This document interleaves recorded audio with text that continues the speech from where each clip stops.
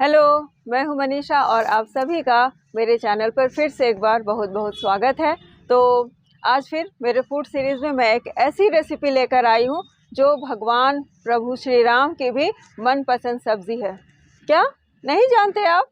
चौंक गए क्या? नहीं, बिल्कुल भी नहीं। और इसकी क्या कथा है, ये चलिए रेसिपी शुरू करते हैं और धीरे धीरे मैं ये कहानी भी आपको बताती जाऊंगी। तो पूरी कहानी जानने के लिए रेसिपी को भी पूरा अंत तक ज़रूर देखें।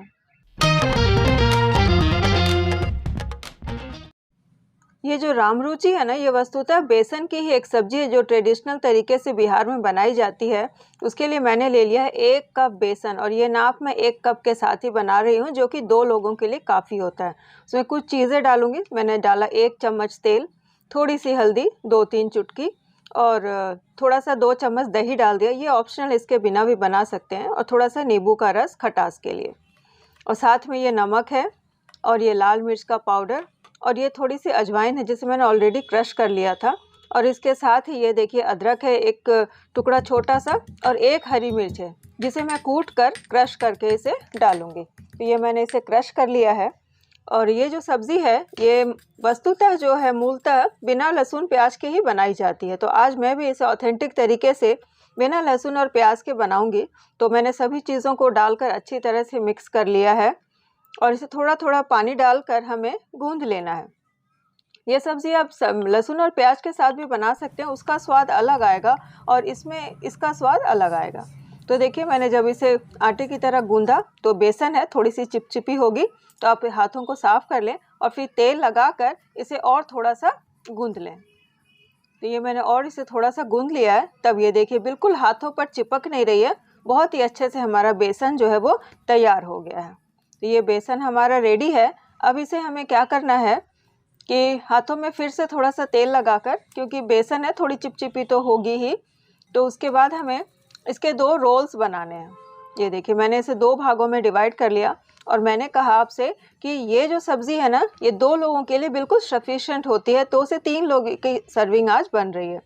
तो मैंने इसे रोल कर लिया है हाथों पर अच्छी तरह से। इसे आप बोर्ड पर भी कर सकते हैं और मैंने इसे रेस्ट करने के लिए रख दूंगी इसे। तो ये मेरा रोल तैयार है। इसे 5 मिनट के लिए मैं इसे रेस्ट करने छोड़ूंगी। तब तक मैं और कुछ तैयारी कर लेती हूँ। और ये तैयारी है टमाटर। तो टमाटरों का पहले जो कड़ा वाला सिरा होता है मुंह के पास, उसे हमें निकाल देना है और उसके बाद मैं इसे घिसकर तैयार कर लूँगी। घिसकर इसके छिलके बहुत आसानी से निकल जाते हैं। आप इसे छोटा छोटा काट कर भी डाल सकते हैं, लेकिन वो छिलके मुंह में आते हैं। और मिक्सी में पीसना मैं नहीं कहूँगी, क्योंकि वो बहुत महीन बारीक हो जाती है ना, तो टेक्सचर नहीं आता है ग्रेवी में। तो ये लीजिए हमारी प्योरे बिल्कुल हाथ से बनाई हुई तैयार है। और इस तरफ मैंने पानी चढ़ा दिया है जिसमें कि हमारे जो बेसन होंगे वो ये मैं डालूंगी।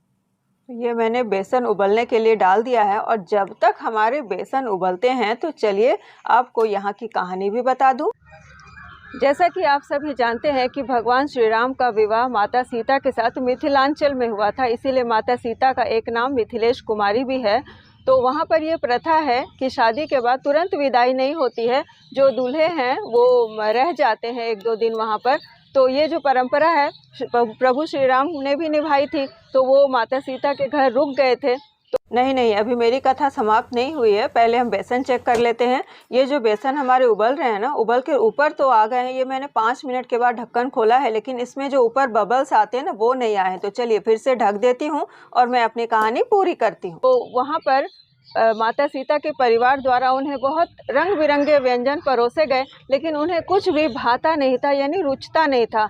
तब जाकर माँ सीता की जो माता थी, उन्होंने एक ऐसी डिश बनाई। ये जो मैं आज बना रही हूँ ये राम रुचि है, इसे वहाँ पर राम रुचि कहते हैं। तो ये डिश उन्होंने बनाकर खिलाई उन्हें, और ऐसा कहते हैं कि प्रभु श्री राम को ये जो सब्ज़ी है ये बहुत ज़्यादा पसंद आई थी, और तब से इसका नाम हो गया था राम रुचि, यानी कि ऐसी सब्ज़ी जो राम को रुचे, तो राम को पसंद आने वाली सब्ज़ी।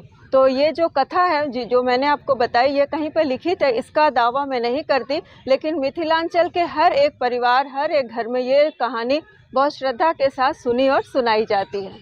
तो चलिए अब देख लेते हैं हमारा बेसन उबला या नहीं। 5 मिनट के बाद मैंने ये फिर से ढक्कन उठाया तो हमारे बेसन अब तैयार हैं, क्योंकि इसके ऊपर आप देखिए छोटी छोटी बूंदों के समान ये जो स्ट्रक्चर है ये आ गए हैं बबल्स की तरह। तो इसका मतलब है कि गट्टे हमारे पक गए हैं। तो गट्टों को पकने में यानी इन बेसन को पकने में हमें 10 मिनट का कुल समय लगा है। अब इसे मैंने 10 मिनट और ठंडा कर लिया है ताकि मैं इसे काट सकूं। ये लीजिए, ये मैं इसे काट कर बताती हूँ कि इस तरह से हमें इसके चक्के बना लेने हैं। अब बहुत ही सॉफ्ट हुई है एकदम आराम से, क्योंकि दही डाला है मैंने। तो मैं दिखाती हूँ कि पहले हमारे गांव में किस तरह से इसे काटा जाता था, और गांव में जो गट्टे बनाते थे उसके लिए एक शब्द प्रयोग किया जाता था, वो है लोढ़ा। तो इन लोढ़ों को इस तरह से काटा जाता था। तो ये देखिए धागे से कितनी आसानी से कट रहे हैं ना। वहाँ बल्क में बनाए जाते थे और बहुत सारी महिलाएं मिलकर इसे धागे से काटती थी। तो मैंने बस काट कर आपको दिखाया है, और इसी तरह से आप छुरी से भी काट सकते हैं। अब तो हम लोग मॉडर्न शहरों में रहते हैं। तो ये लीजिए, ये काट कर फटाफट से हमारे गट्टे तैयार हो गए हैं। और इसके बाद ये हमें डाल देना है तेल, सरसों के तेल में ही। जी हाँ, मैं इसे बताऊंगी क्योंकि ये हमारी बिहारी डिश है। और इसे मैं तल लूँगी, डीप फ्राई कर लूँगी। और ये बादामी कलर यानी कि इसका जो गुलाबी कलर आएगा तब तक मैं इसे तल लूँगी। तो ये लीजिए, बिल्कुल हाई फ्लेम पर ही हमें तलना है, क्योंकि इसे हमें कुक तो बिल्कुल भी करना नहीं है। तो ये लीजिए, हमारे पिंक पिंक कलर्स आ गए हैं, सभी बेसन पर कलर आ गए हैं रामरुचि पर। तो ये रामरुच हमारा सूखा तल कर तैयार हो गया है। तो इसे आप इसी तरह स्नैक्स की तरह भी खा सकते हैं, बहुत ज़्यादा टेस्टी लगती है, क्योंकि इसमें तो नमक मिर्च हल्दी सभी कुछ है ही। तो ये लीजिए, इस तरह भी कभी कभी चटनी के साथ खा लीजिए, बहुत मज़ा आता है। तो ये रामरुचि हमारी सूखी तैयार हो गई है। अब करते हैं ग्रेवी की तैयारी। रामरुचि में ग्रेवी डालने के लिए मैंने ले लिया है वही पैन और वही तेल, थोड़ा सा कम कर दिया है। उसमें ज़ीरा, सूखी मिर्च और तेज़ पत्ता का छौंका लगाया है। साथ में डाल दी थोड़ी सी हींग। इसलिए बेसन की या चने दाल की सब्ज़ी होती है ना, उसमें हींग का स्वाद अच्छा आता है। साथ में ये मैंने क्रश करके जो अदरक और मिर्ची रखी थी ना, वो डाल दी है। और साथ ही डाल दिया है ये टमाटो की हमारी प्योरी, जो मैंने बिल्कुल अलग तरीके से आज बनाई है घिस कर, उसे डाल देना है। और इसे हाई फ्लेम पर ही फटाफट आपको भूनना है। और साथ में मैंने डाल दिया है नमक, हल्दी, और ये है हमारा लाल मिर्च का पाउडर। और साथ में ये है मेरा रेडीमेड सब्ज़ी का मसाला है, तो इसे भी मैं कभी कभी यूज़ करती हूँ, और इसमें ना ये स्वाद बहुत अच्छा आता है। तो ये मैंने सभी चीज़ों को अच्छी तरह से मिक्स कर दिया है। कितनी अच्छी लाल लाल सी हो गई है ना। और साथ में मैं डाल दे रही हूँ 2 चम्मच बिल्कुल ताज़ी दही है। खट्टी दही बिल्कुल ना डालें, क्योंकि हमारे बिहार साइड में ना खाने में बहुत ज़्यादा खट्टा और बहुत ज़्यादा मीठा पसंद नहीं करते हैं। तो यहाँ पर इसे मैंने ताज़ी दही डाली है। साथ में 2-3 हरी मिर्चें डाल दें। स्लिट नहीं करना है, वरना क्या होगा कि तीखा ज़्यादा हो जाएगा, क्योंकि हमने अब बाकी भी सारी मिर्चें डाली हैं। और इसी समय में जब हमारे मसाले भून जाएं, तो मैंने कसूरी मेथी को इस तरह से हाथों पर क्रश कर लिया है और उसे मैंने डाल दिया है। इससे खुशबू बहुत अच्छी आती है, लेकिन ये भी बिल्कुल ऑप्शनल है, ये मैं डाल रही हूँ। इसे फिर से मसालों को अच्छी तरह भून लें। मसाले भून गए हैं और अब मैं डालूंगी पानी। लेकिन पानी कौन सा हमें डालना है? पानी जिस पानी में मैंने बेसन उबाले थे ना, रामरुचि हमारा उबला था, बॉईल हुआ था, उसी पानी को डालना है। वो मैंने डाला है 2 कप। और 2 कप मैंने इसलिए डाला कि इसकी जो ग्रेवी होती है ना, शुरू में आपको पतली ही लगेगी, तो इसीलिए अब मैंने इसे उबाल आने के लिए इसे ढक दिया है। और ये 5 मिनट उबलने के बाद बहुत अच्छी तरह से उसमें उबाल आना है। सारे मसाले उसमें मिल गए हैं और तेल हमारा ऊपर आ गया है।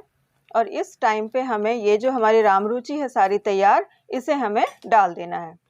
ये मैंने जो फ्राई करके रखे थे ना, ये हमें डाल देना है और फिर से इसे ढक देना है, ताकि जो मसाले और जो ग्रेवी है वो सारे रामरुचि जो है वो पूरी एब्जॉर्ब कर ले, और एब्जॉर्ब करके बहुत ज़्यादा सॉफ्ट हो जाएगी। तो ये लीजिए, 5 मिनट बिल्कुल घड़ी देखकर मैंने उबलने दिया है, बॉईल करने दिया है कि कितनी अच्छी ग्रेवी है और ऊपर कितना अच्छा तेल आ गया है सारा। चलिए अब यहाँ पर दिखाती हूँ कि हमारी जो रामरुचि है, ये जो बेसन है जो गट्टे की तरह से दिखाई दे रहे हैं, ये सॉफ्ट हुए हैं या नहीं। हाँ देखिए, बिल्कुल सॉफ्ट तो बहुत हो गए, लेकिन यहाँ पर हमें ये भी देखना है कि इसने ग्रेवी को पिया या नहीं, भीतर तक ग्रेवी गई है या नहीं। नहीं, भीतर तक अभी पूरी ग्रेवी नहीं गई है और ग्रेवी हमारी यहाँ पर थोड़ी सी पतली भी है। तो मैं यहाँ पर खुशबू के लिए इसमें डाल दे रही हूँ हरी धनिया ढेर सारी, और इसे ग्रेवी दिखा देती हूँ अभी। तो ये देखिए, ये ग्रेवी आपको थोड़ी सी पतली यहाँ पर दिखाई दे रही है, लेकिन हमें बहुत ज़्यादा ऐसे भी इसे थिक नहीं करना है, क्योंकि इसमें बेसन है ना, बाद में थिक हो जाएगी। तो मैं इसे थोड़ी देर के लिए 5 मिनट के लिए और उबलने के लिए ढककर छोड़ दे रही हूँ। और ये लीजिए, ये 5 मिनट के बाद और उबलते उबलते हो गए हैं। और यहाँ पर देखिए आपको ग्रेवी थोड़ी सी थिक दिखाई दे रही है, लेकिन बहुत ज़्यादा थिक नहीं हुई है, क्योंकि बहुत ज़्यादा थिक करेंगे तो पूरा जो ग्रेवी है ना, वो जो सब्ज़ी ठंडी होगी ना तो पूरा एब्जॉर्ब हो जाएगा। तो चलिए, अब यहाँ पर हमें गैस को बंद कर देना है और सब्ज़ी को वापस से ढककर स्टैंडिंग टाइम हमें देना है। तो ग्रेवी आपको दिखाई दे रही है, यहाँ पे कलर भी बहुत अच्छा आया है। चलिए अब इसे स्टैंडिंग के लिए छोड़ देते हैं। तो ये मैंने 10 मिनट छोड़ दिया है। सब्ज़ी हमारी ठंडी भी हो गई है और ये देखिए कितनी थिक हो गई। मैंने कहा था ना, बेसन की चीज़ें ऐसे ही कैरेक्टर होते हैं उनके। तो अब लीजिए, सर्विंग टाइम है, इसे सर्व कर देते हैं।